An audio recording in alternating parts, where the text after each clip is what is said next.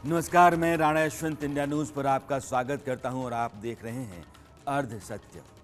भारत की सीमा से हजारों किलोमीटर दूर ताइवान के चारों ओर समंदर में चीन के युद्धपोत और युद्धक विमान चौकड़ी भर रहे हैं।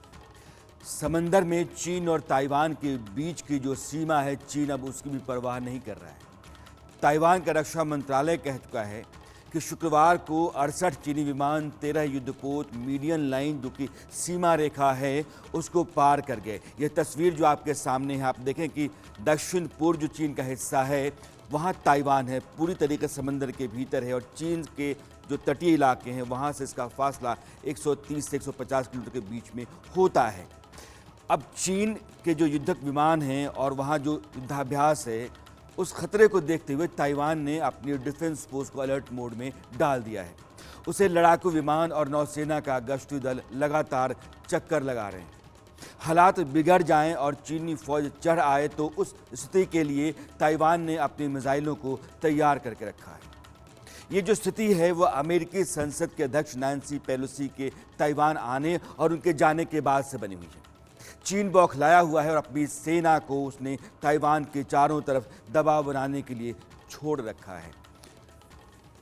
ताइवान की जो सेंट्रल न्यूज एजेंसी है उसने बताया कि शुक्रवार की रात कोस्टल किनमेन काउंटी क्षेत्र में 4 ड्रोन उड़ते देखे गए। ताइवान का मानना है कि चारों ड्रोन चीन के थे और इन्हें किनमेन द्वीप समूह के आसपास समुद्री क्षेत्र में उड़ते हुए देखा गया। किनमेन का इलाका ताइवान के तहत आता है, मगर यह चीन के जो फुजियान प्रांत है उसके तट से महज 10 किलोमीटर पूरब है, यानी कि चीन के बिल्कुल पास।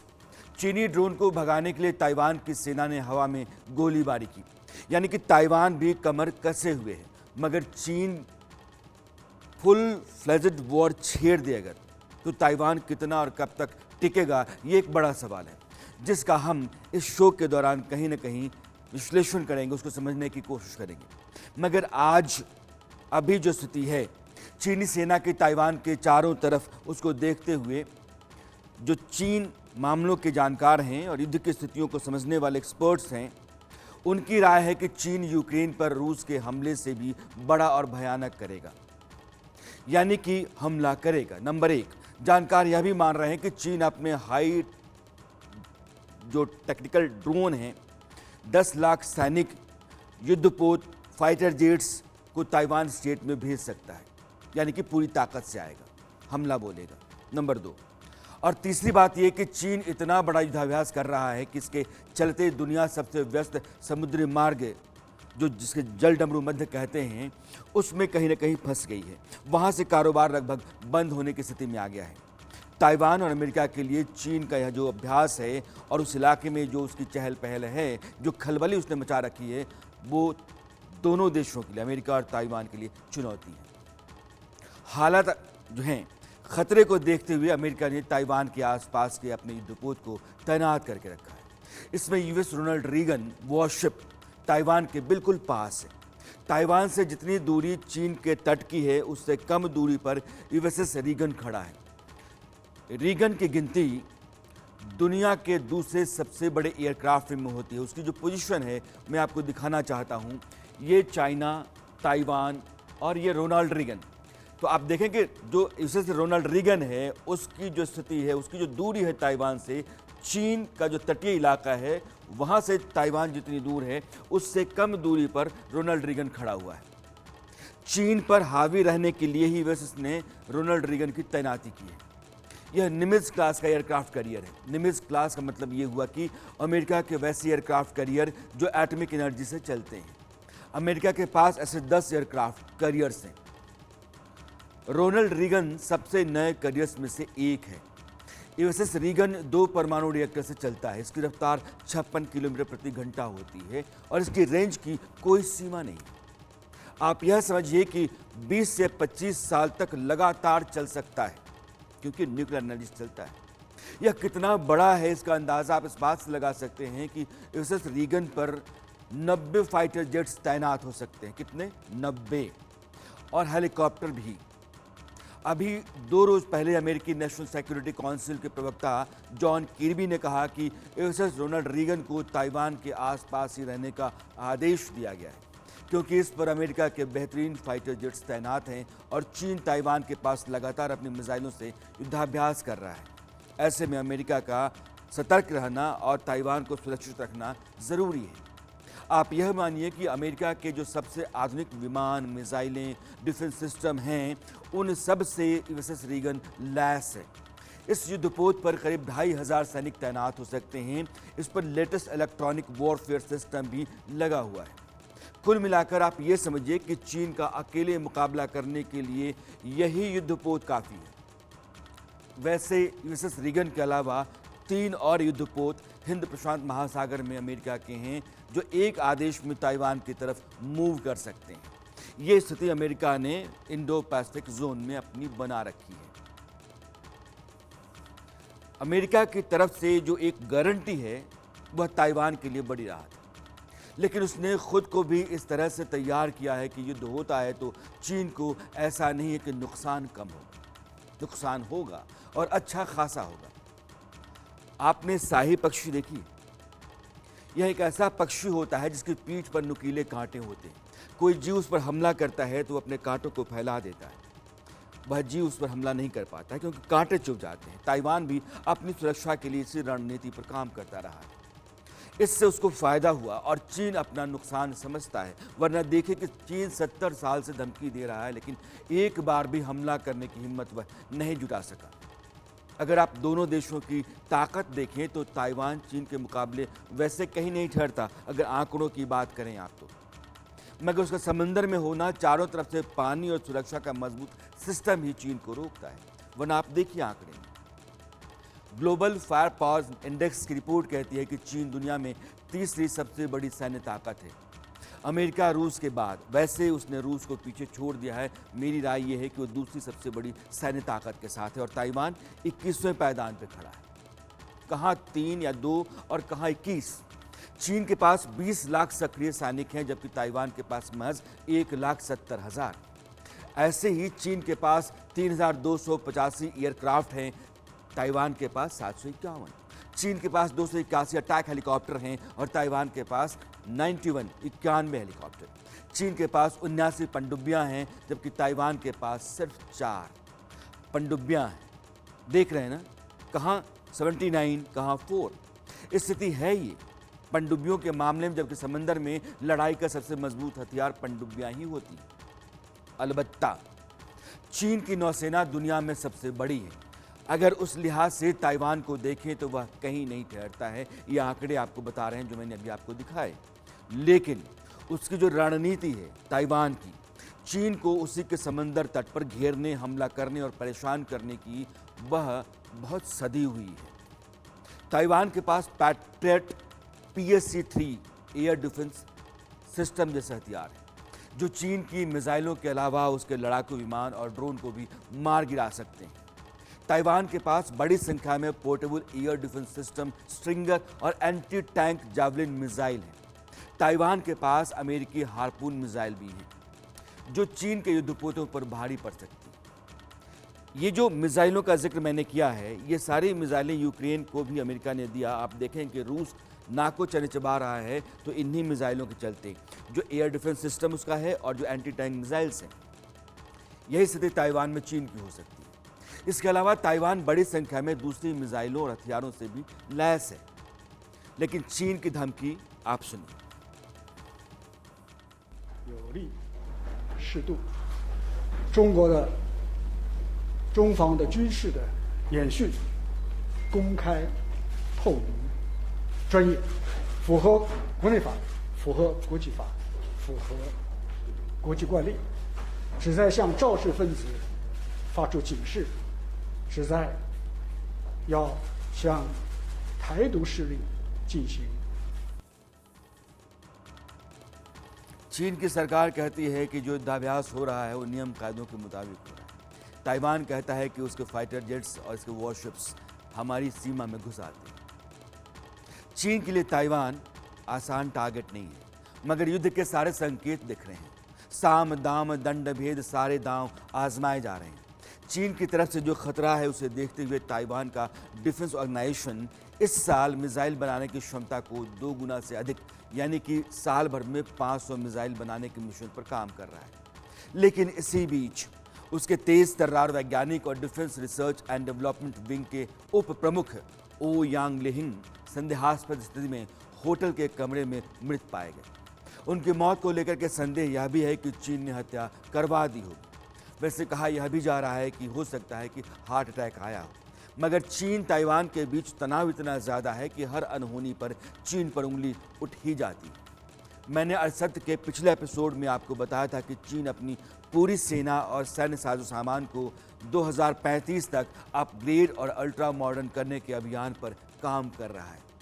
इसी के तहत उसने इस साल मई में ये दावा किया कि हाइपरसोनिक मिसाइल चीन ने बना ली, जो आवाज़ की रफ्तार से 5 गुना ज़्यादा तेज़ गति से हमला कर सकती है। वैसे इसके बारे में चीन ने कोई सबूत नहीं दिया, मगर इस प्रोजेक्ट पर लगे हुए वैज्ञानिकों ने दावा किया कि उनकी मिसाइल चलती कार को 6174 किलोमीटर की रफ्तार से निशाना बना सकती है। ये खबर सबसे पहले हांगकांग के अखबार साउथ चाइना मॉर्निंग पोस्ट ने छापी। इसमें कहा गया कि जो टीम काम कर रही है उसको 2025 तक हाइपरसोनिक टेक्नोलॉजी से जुड़ी तमाम समस्याओं का हल ढूंढ लेने का टारगेट दिया गया है। एक वेबसाइट है यूरेशियन टाइम्स, उसने एक पोस्ट में कहा कि ऐसी टेक्नोलॉजी है जो अमेरिका 2035 तक हासिल नहीं कर पाएगा, मगर अमेरिका ने हाल ही में दावा किया कि उसने अपने बम वर्षक विमान B-52H से हाइपरसोनिक मिसाइल दागने का सफल प्रयोग किया है। ये दोनों के अपने अपने दावे हैं।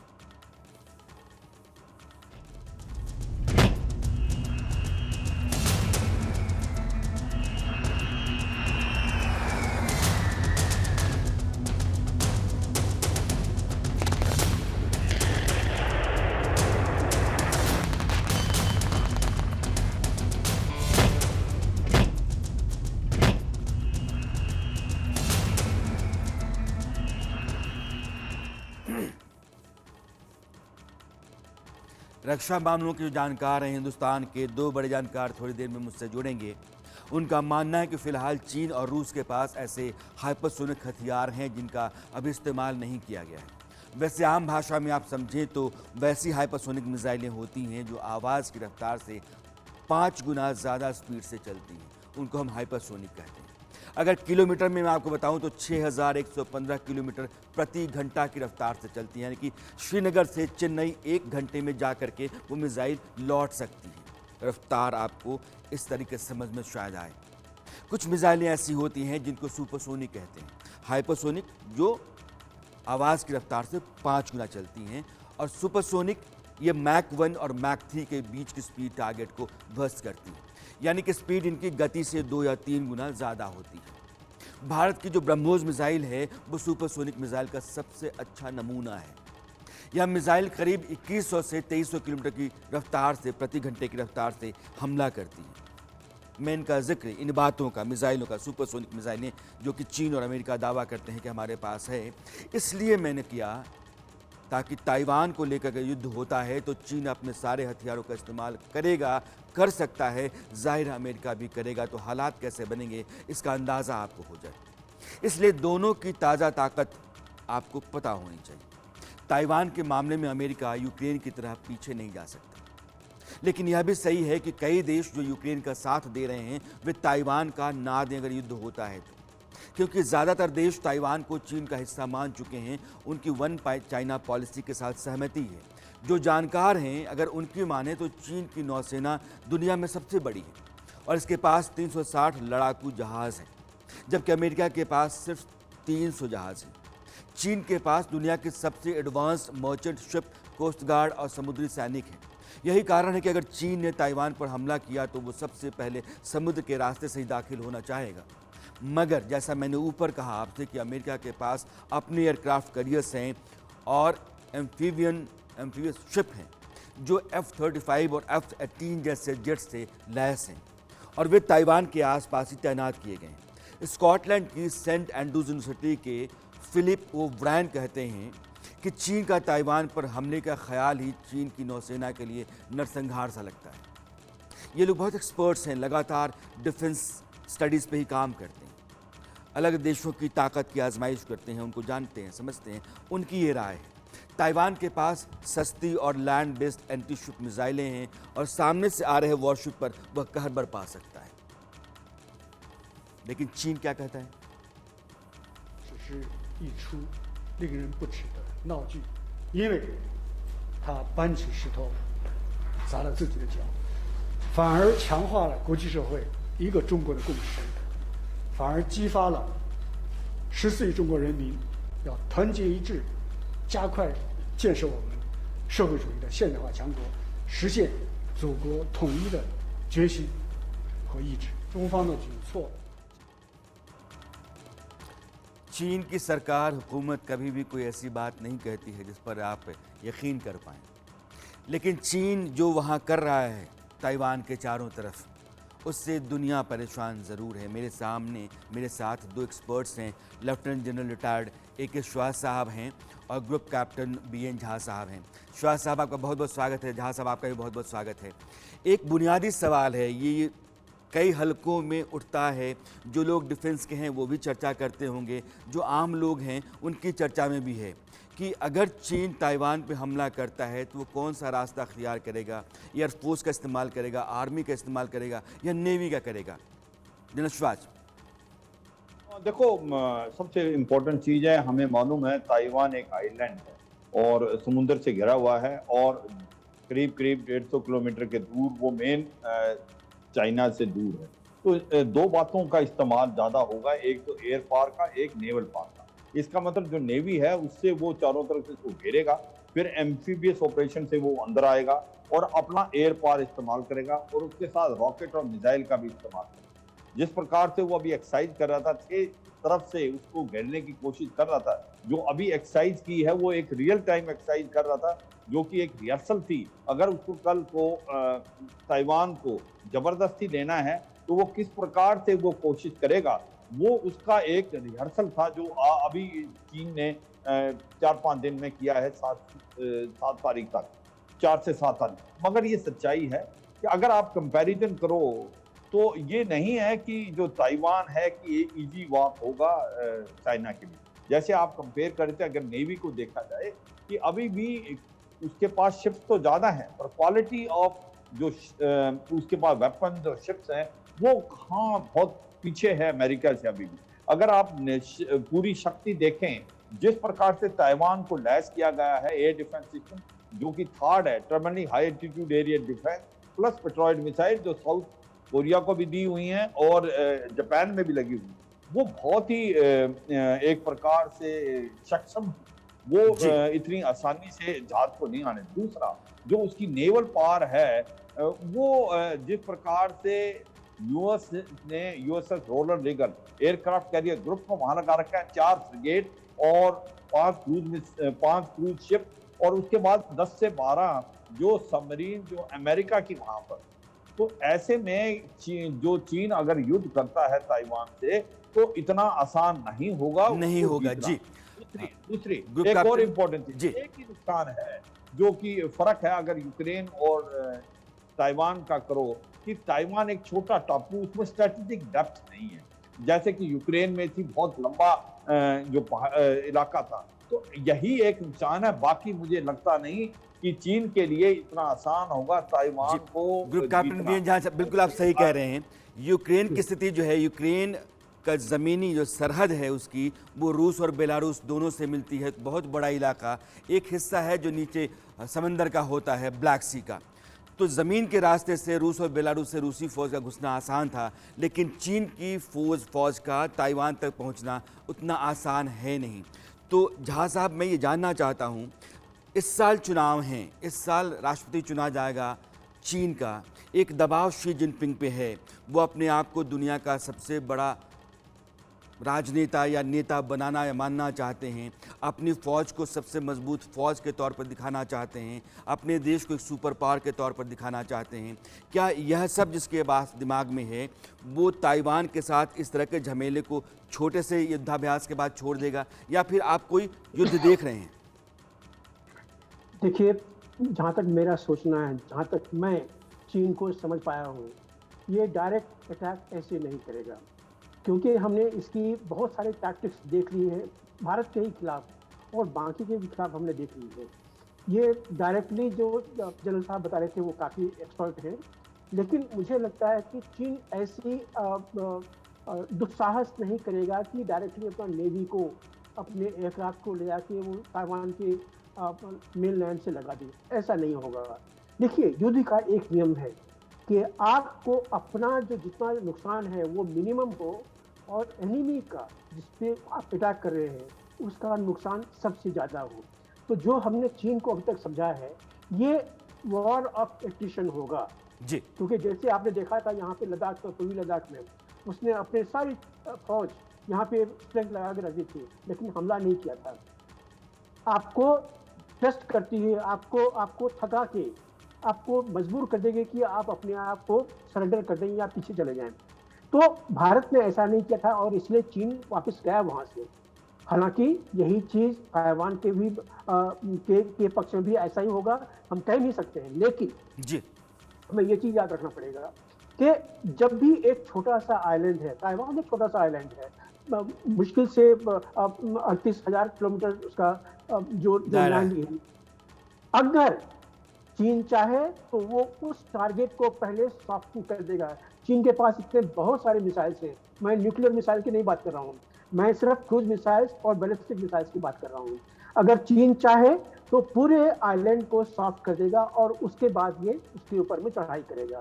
जहां तक अमेरिका का बात है, ये एक अलग प्रक्रिया है, क्योंकि देखिए बिल्कुल बिल्कुल बिल्कुल। अमेरिका, मैं लगभग 1-1.5 मिनट और लूंगा।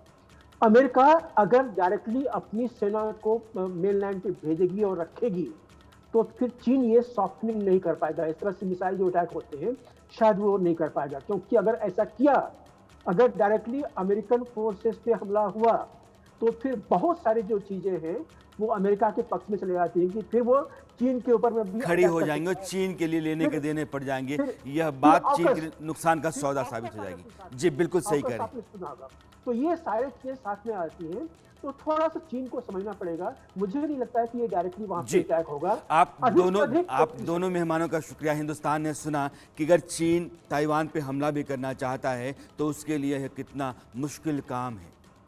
वैसे ताइवान की जो पूरी फौज को बस इसलिए तैयार करता है वो कि वह चीन के साथ युद्ध में दुश्मन को पछाड़ सके, यानी कि चीन को।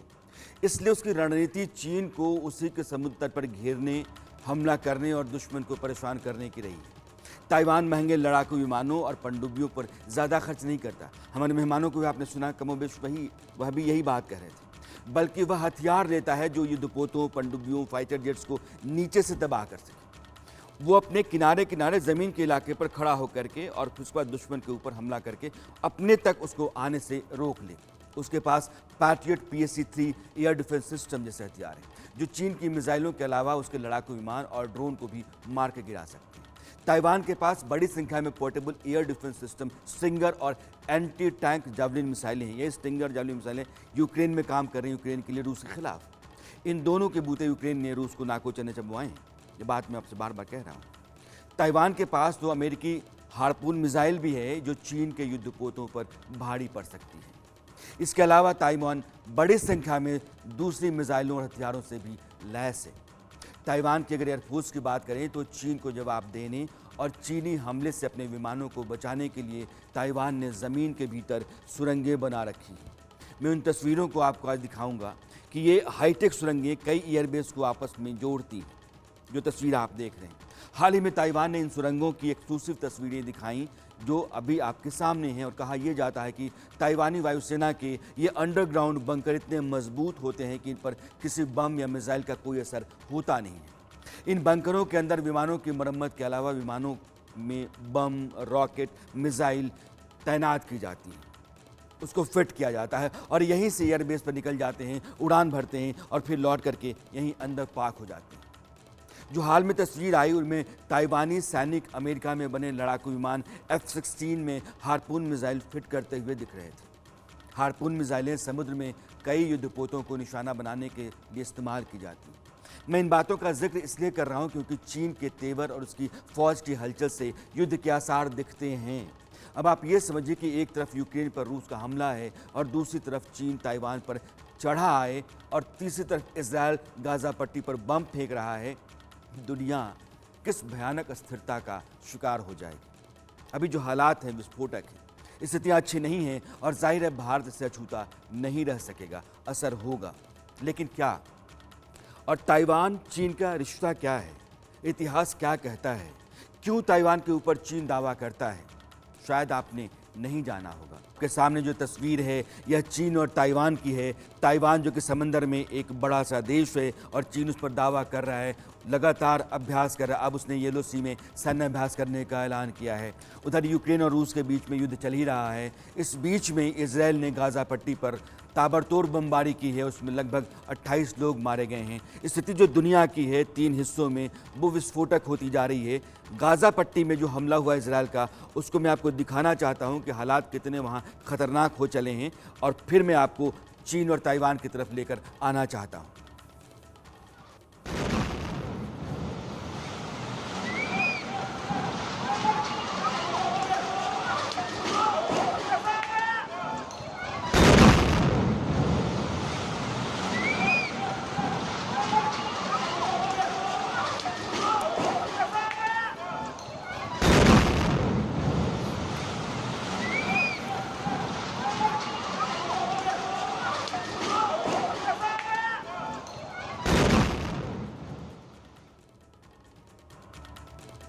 इजराइल फ़िलिस्तीन के वजूद को मिटा देना चाहता है। गाज़ा पट्टी, वेस्ट बैंक पर उसके जो हमले होते हैं वो इसी मकसद से होते हैं। एक आक्रामक देश जो किसी की नहीं सुनता है। मैंने पिछले एपिसोड में आपको बताया था कि चीन कैसे हांगकांग और मकाऊ को अपने शासन के तहत ले चुका है और वह ताइवान पर भी दावा करता है कि वह उसका हिस्सा है। अमेरिका ने भी 1979 में चीन के साथ समझौता कर वन चाइना पॉलिसी को मान लिया था, लेकिन उसने उसी साल ताइवान की सुरक्षा का कानून भी बनाया और उसी कानून के तहत आज वह ताइवान के साथ खड़ा है। मगर चीन ताइवान के झगड़े की कहानी क्या है, आज मैं आपको ये बताना चाहता हूँ।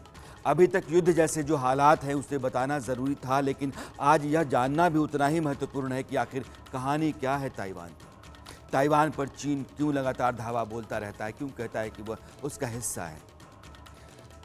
चीन के दक्षिणी पूर्वी तट से 100 मील की दूरी पर लगभग 160 किलोमीटर पर ताइवान समुद्र में है।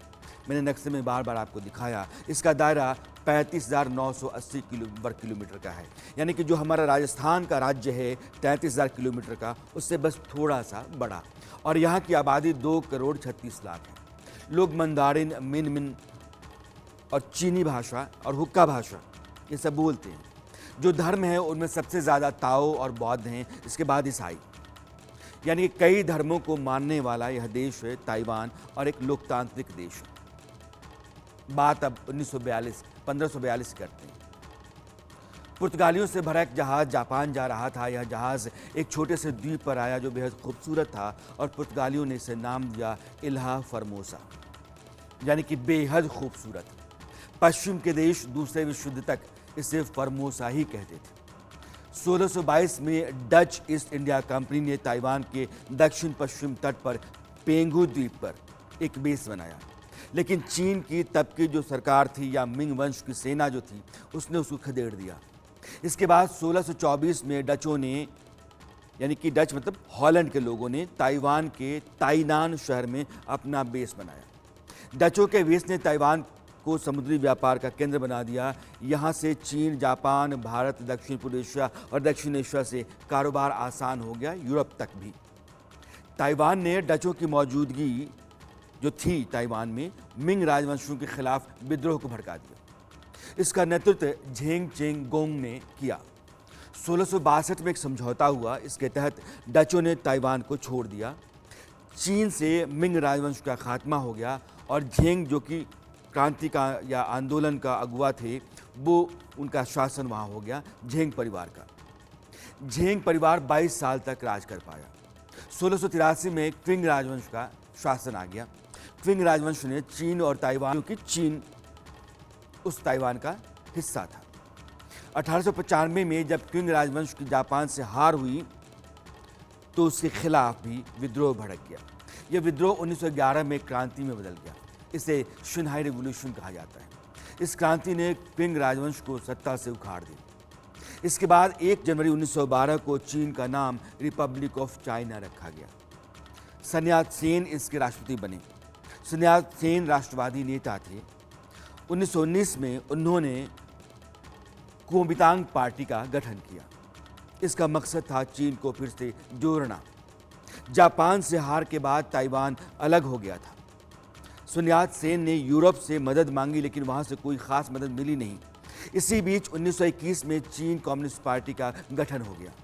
अब आप देखिए कि भारत में जो कम्युनिस्ट पार्टी या कम्युनिस्ट आंदोलन है, उसके सूत्रधार भारतीय कम्युनिस्ट पार्टी की शुरुआत 1921 किया।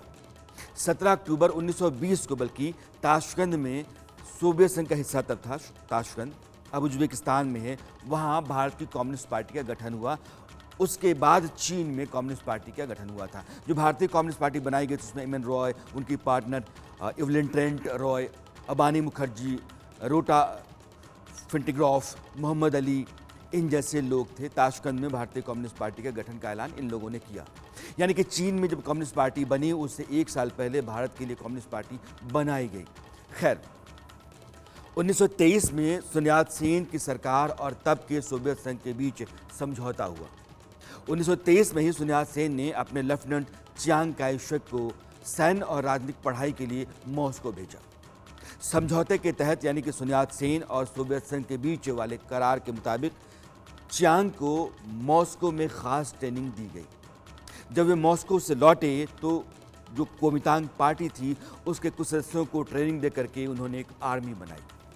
ये वो समय था जब राष्ट्रवादी और वामपंथी साथ मिलकर के देश के लिए काम करते थे, चीन के लिए। इनका मकसद था पूरे चीन को एक करना। जो राष्ट्रवादी पार्टी थी वो लेफ्ट और राइट में बंट गई। 1937 बल्कि आते आते कुओमिंतांग पार्टी में 2 फाड़ हो गए। अब आप देखिए कि 1925 में sun yat-sen की मौत होती है। 2 साल बाद 1927 में पार्टी बंट जाती है 2 धड़ों में, और इसी दौरान सोवियत संघ ने चीन की कम्युनिस्ट पार्टी के लिए अपनी तरफ से मदद भेजना शुरू किया, पैसे और जासूस के तौर पर। सोवियत संघ की मदद के बिना शायद कम्युनिस्ट पार्टी कभी सफल नहीं हो पाती चीन में। 1927 की शुरुआत में सरकार के खिलाफ विद्रोह शुरू कर दिया। इस युद्ध के लिए रेड आर्मी बनाई गई, लाल सेना। वामपंथियों राष्ट्रवादियों के बीच ये लड़ाई 10 साल तक चलती रही। अगर आप दूसरी तरीके से समझें तो कुओमिंतांग सरकार चला रहे थे चियांग काई शेक, और वामपंथी आंदोलन को अपने हाथ में ले चुके थे माओ से तुंग, और यह युद्ध जो था वो चियांग काई शेक और माओ के बीच चल रहा था, उनकी फौज के बीच चल रहा था, चीन के भीतर ही गृह युद्ध था।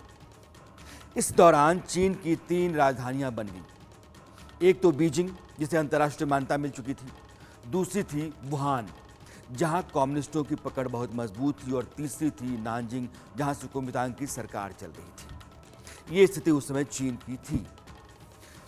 जब चीन में राष्ट्रवादियों और वामपंथियों की लड़ाई आखिरी मोड़ पर थी, तभी जापान की शाही सेना ने मंचूरिया पर कब्जा कर लिया। चियांग काई शेक ने कम्युनिस्टों के साथ आने से मना कर दिया कि आप मत आइए, आपकी कोई ज़रूरत नहीं है। उनका मानना था कि जापानी सेना का मुकाबला करने के लिए उनकी सेना बहुत कमज़ोर है। चियांग चाहते थे कि पहले कम्युनिस्टों को तोड़ करके अपनी पार्टी की सेना में मिला करके अपनी सेना को मजबूत कर लें। चियांग के इस फैसले ने सबको निराश किया, क्योंकि वो कम्युनिस्टों को अपने साथ जोड़ना नहीं चाहते थे, कम्युनिस्टों को तोड़ करके अपनी फौज बढ़ाना चाहते थे, और दोनों में नाकाम थे। जापान ने मंचूरिया पर कब्जा कर रखा था। 12 दिसंबर 1936 को चियांग का अपहरण कर लिया गया और उनसे जबरन कम्युनिस्ट पार्टी के साथ समझौता करवाया गया। इसे शियान घटना के रूप में जाना जाता है।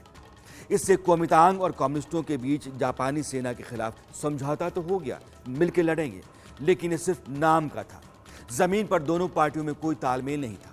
जापानी सेना भारी पड़ रही थी। इसी बीच कम्युनिस्ट पार्टी ने पारंपरिक युद्ध छोड़कर गुरिल्ला वॉर की शुरुआत कर दी। एक और जापान से जंग चल रही थी, तो दूसरी तरफ कुओमिंतांग और कम्युनिस्ट पार्टी भी आपस में लड़ रही थी।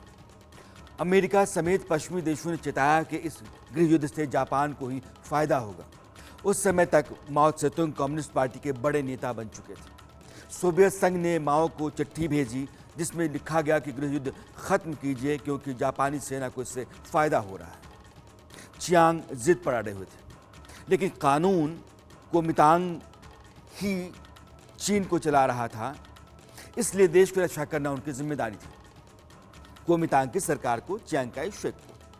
जापानी सेना से लड़ाई में चियांग की सेना को बहुत नुकसान हुआ। दूसरी तरफ गुरिल्ला रणनीति की वजह से कम्युनिस्ट पार्टी की सेना और मजबूत होती चली गई। वो लगातार धावे बोलती रही और कब्जा करती रही। 1945 में दूसरे विश्व युद्ध में जापान की हार हो गई, लेकिन चीन में कुओमिंतांग और कम्युनिस्ट पार्टी के बीच में गृहयुद्ध चलता रहा। अब लड़ाई चीन की मेनलैंड यानी कि मुख्य भूमि पर कब्जे को लेकर थी। चियांग काई शेक की सरकार ने उत्तरी चीन में कम्युनिस्टों के गढ़ पर चढ़ाई शुरू कर दी, लेकिन कम्युनिस्टों की रणनीति के आगे उनकी सेना कमजोर पड़ती चली गई। कम्युनिस्टों की सेना ने कुओमिंतांग के सैनिकों को या तो मार दिया या फिर भगा दिया। 1 अक्टूबर 1949 को माओ सेतुंग ने बीजिंग में पीपुल्स रिपब्लिक ऑफ चाइना की स्थापना कर दी, यानी कि कम्युनिस्ट पार्टी का माओ की अगुवाई में चीन पर कब्जा हो गया। इसका ऐलान कर दिया गया।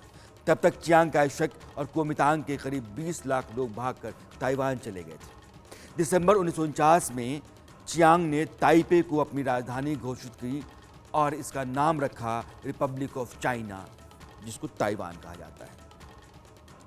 करीब 20 साल तक चीन और ताइवान के बीच कोई संपर्क नहीं रहा, ना कारोबार ना ही डिप्लोमेटिक रिलेशंस। अमेरिका ने भी ताइवान को ही चीन का असली नुमाइंदा माना, उसको मान्यता दी। संयुक्त राष्ट्र ने भी ताइवान को ही जगह दी, लेकिन माओ दुनिया में लगातार अपना असर और दबाव बनाते चले गए। चीन का कद, उसका वजन बढ़ता चला गया। नतीजतन 1970 के दशक में चीन की कम्युनिस्ट पार्टी को असली चीनी सरकार माना गया, यानी कि ताइवान यहाँ से दुनिया के मोर्चे पर चीन से पीछे छूटता चला गया। इसके बाद व्हाइट टेरर का जिक्र ज़रूरी है। मैं हो सकता है आपको थोड़ा बोझिल सब्जेक्ट के साथ आज ले चल रहा हूँ, लेकिन मेरी कोशिश है कि आपकी दिलचस्पी इसमें बनी रहे। मैं इस कहानी को इस तरीके से सुनाऊं कि आपको लगे कि चीन ताइवान के बीच में जो इतिहास है, जो रिश्ता है, चीन का जो दावा ताइवान के ऊपर है, उसका कारण क्या है। तो व्हाइट टेरर का जिक्र मैं करना चाहता हूं। उसका संबंध क्या है? 28 फरवरी की तारीख से। मैंने आपको ऊपर बताया कि 1895 में क्विंग वंश जापान से हार गया और एक तरीके से चीन जापान का उपनिवेश बन गया। जापान जब दूसरे विश्व युद्ध में हार गया तो उसने इस उपनिवेश को छोड़ दिया। चीन की कुओमिंतांग सरकार का ताइवान पर शासन हो गया। नई सरकार के अधिकारी भी आम लोगों की निजी संपत्तियों को जब्त करने लगे ताइवान में। अब हम ताइवान की तरफ हैं। सत्ता का दुरुपयोग शुरू हो गया। ताइवान के लिए कोई तयशुदा आर्थिक नीति नहीं थी। यहाँ तक कि ताइवान के स्थानीय लोगों को नए शासन में भी राजनीतिक भागीदारी से बाहर रखा जा रहा था। कई तरह की पाबंदियाँ लाद दी गई थी। इन प्रतिबंधों में से एक सिगरेट के व्यापार पर लगा प्रतिबंध भी था। 228 लोगों के मारे जाने के पीछे यही पाबंदी एक कारण थी। मामला ताइपे की एक छोटी सी दुकान से शुरू हुआ, जहां अधिकारियों ने एक महिला को बिना अनुमति सिगरेट बेचने के आरोप में गिरफ्तार कर लिया। अधिकारियों ने उस महिला की पिटाई कर दी और दुकान पर शुरू हुई लड़ाई और उससे निकली हुई चिंगारी एक भीषण आग में बदल गई।